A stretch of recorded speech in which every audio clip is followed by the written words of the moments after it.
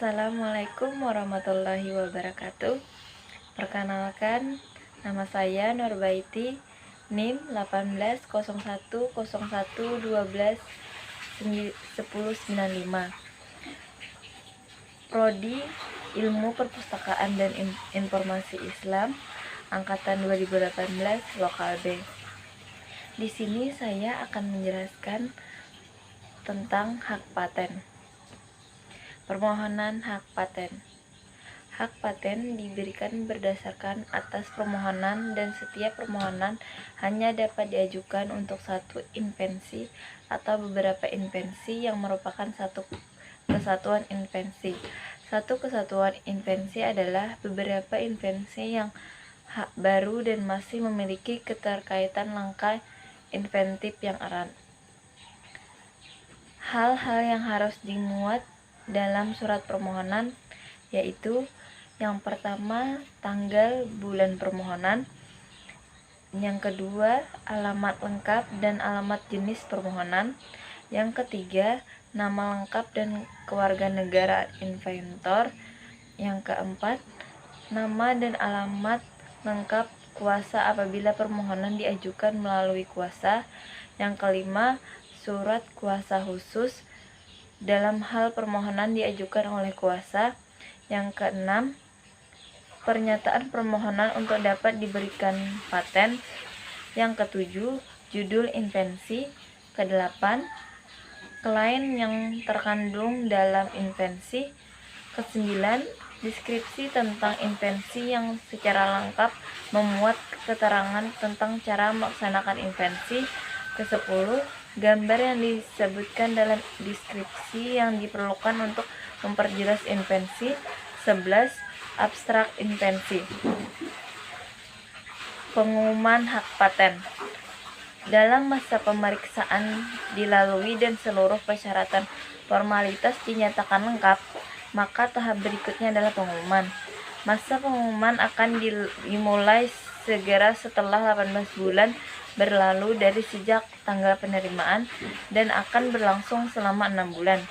Memasuki masa pengumuman ini, permohonan hak paten akan dimulai dalam berita resmi paten dan media resmi pengumuman paten lainnya. Tujuannya adalah membuka kesempatan kepada masyarakat untuk mengetahui mengenai invensi yang dimohonkan paten, di mana masyarakat bisa mengajukan keberatan secara tertulis kepada DJHKI atau Direktorat Jenderal Hak Kekayaan Intelektual jika masyarakat mengetahui bahwa invensi tersebut tidak memenuhi syarat untuk dipatenkan.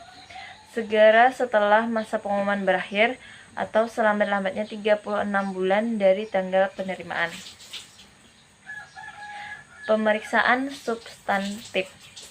Pemohon dapat mengajukan permohonan pemeriksaan substantif dengan menyerahkan formulir yang telah dilengkapi dan membayar biaya JHKI. Jika pemohon tidak mengajukan permohonan pemeriksaan substantif dalam batas waktu 36 bulan dari tanggal penerimaan tersebut, maka permohonannya akan dianggap ditarik kembali dan dengan demikian invensinya menjadi publik domain.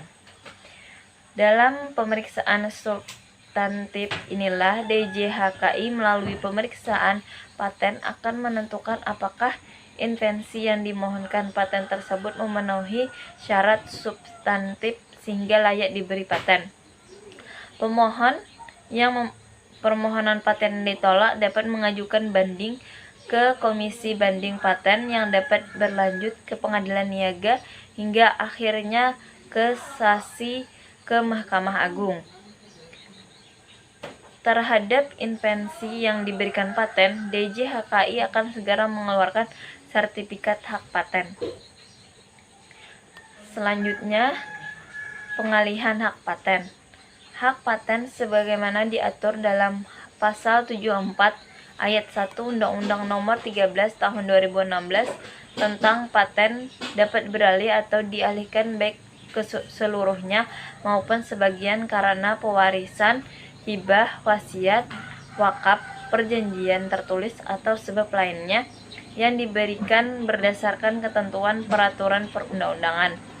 Pengalihan hak atas paten harus disertai dokumen asli paten berikut hak lain yang berkaitan dengan paten. Segala bentuk pengalihan hak paten harus dicatat dan diumumkan dengan dikenai biaya.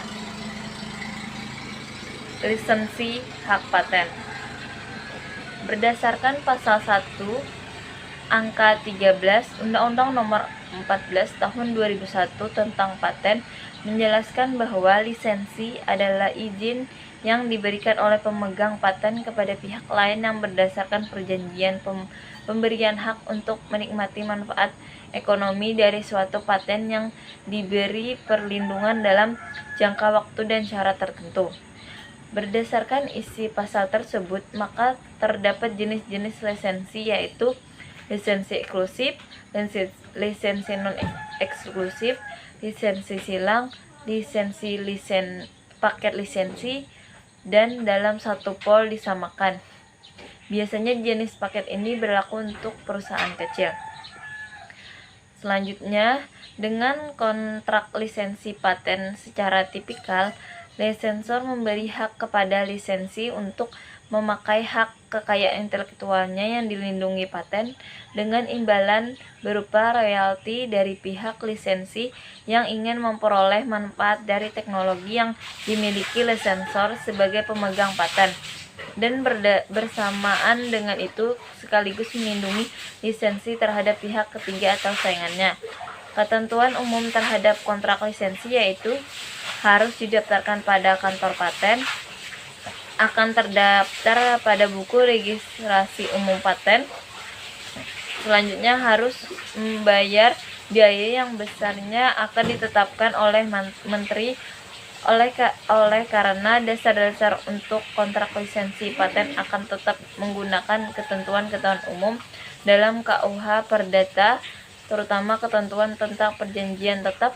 Kebebasan kontrak akan dibatasi oleh pasal 78 ayat 1 Undang-Undang Paten. Sekian penyampaian materi dari saya. Salah hilap mohon maaf. Wassalamualaikum warahmatullahi wabarakatuh.